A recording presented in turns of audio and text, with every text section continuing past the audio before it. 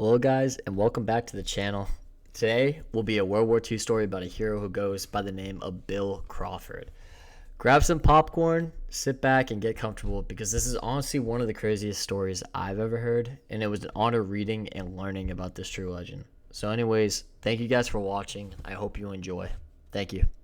Bill Crawford, also known as the fighter in World War II, may not be the most known Medal of Honor recipient from World War II. Yet he is one of the bravest and heroic soldiers the Army has ever had.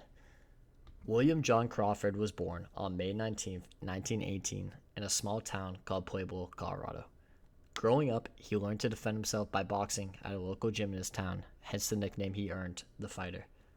From birth, Bill Crawford's life was not easy. Shortly after Bill's birth, his mother passed away. This made life in his household hard, as his father now had to watch over Bill and his three siblings while working. Thankfully, growing up, Bill had a supportive cast of relatives that were able to raise Bill and his siblings throughout his childhood. Growing up, Bill saw his father occasionally, as Bill's father had to work long hours to support his family.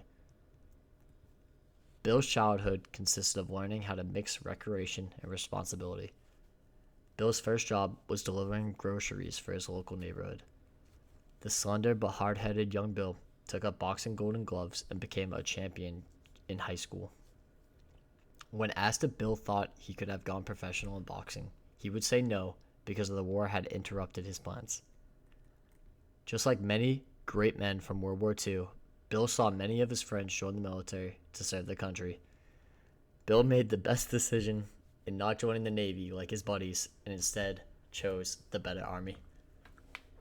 When asked about what made him join, he said, "I had been hunting jackrabbits on the east side of my town, and I liked the thought of a rifle in my hand."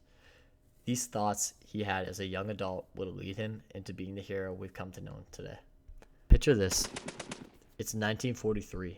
Nearing the end of the war, you are in Italy forcing the Germans out of a small town near Alta Villa, Italy.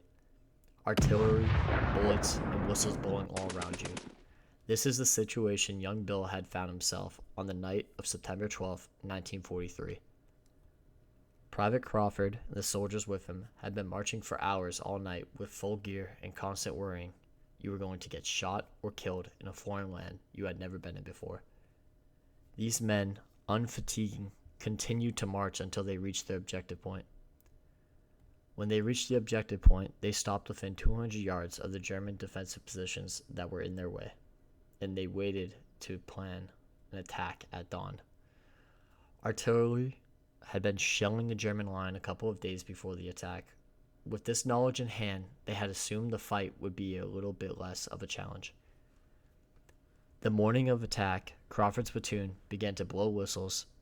At the blow of the whistles, the men began shooting and yelling.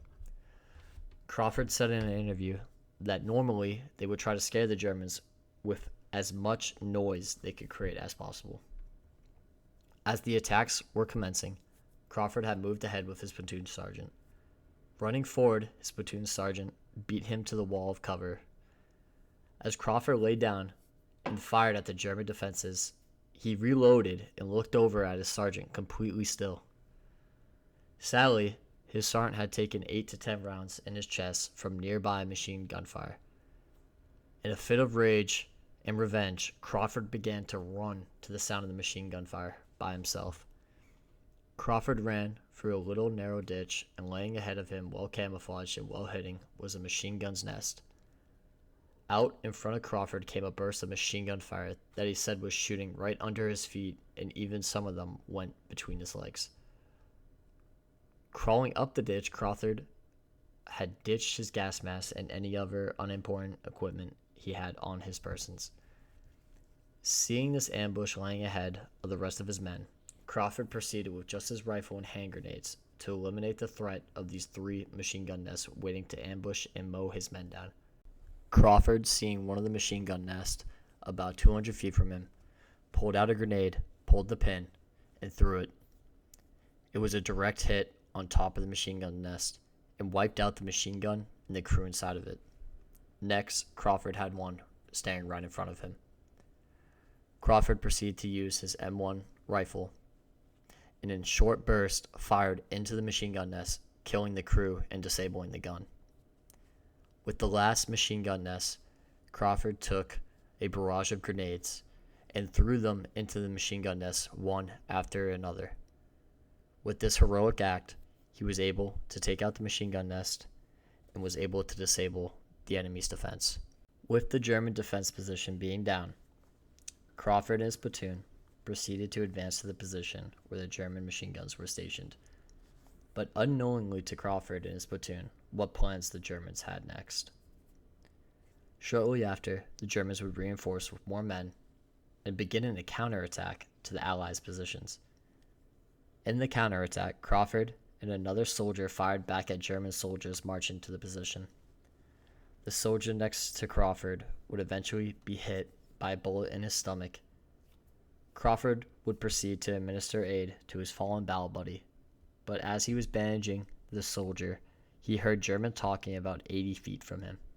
He quickly mounted up on his machine gun and had an enemy soldier within his sights.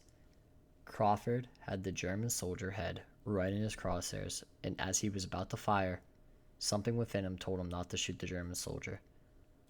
Crawford then got off the machine gun, remained silent with his buddy in the nest, and continued to render aid.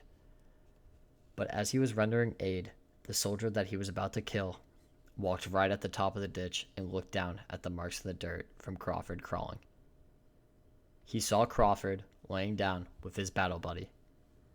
Soon, a whole squad of Germans ran over and aimed their rifles at Crawford. They screamed, "Hands up, hands up." Crawford, with no choice, proceeded to drop his weapon and put his hands up. Crawford would now be a prisoner of war to the Germans. With Crawford being captured by the Germans, the army had assumed that Crawford was killed in action and awarded his father with a posthumous Medal of Honor. Since Crawford was a POW, he was never awarded the Medal of Honor in person. It would take almost 50 years until he was presented in person the Medal of Honor by Ronald Reagan at the 1985 Air Force Academy graduation. Crawford worked at this Air Force Academy graduation and often talked to the cadets. Cadets reminisce about Crawford, saying how he was encouraging, would give advice to the young cadets, and always had a smile on his face. Through talking with cadets, soon the cadets at the Air Force Academy would learn that Crawford was awarded the Medal of Honor in World War II. They also would soon figure out that he was a POW when he was awarded. Crawford lived a life of respect and honor. He would wind up working as a janitor at the Air Force Academy until his death on March 15, 2000. Crawford died at the age of 81, and upon his death, Governor Bill Owens authorized all Colorado flags be lowered to half-staff to honor Crawford. Crawford is buried at the United States Air Force Academy Cemetery in Colorado Springs. He is the only U.S. Army enlisted person buried there. Rest in peace, Master Sergeant Crawford, and God bless. Thank you guys for watching this video. Leave a like if you enjoyed, and thank you guys for watching.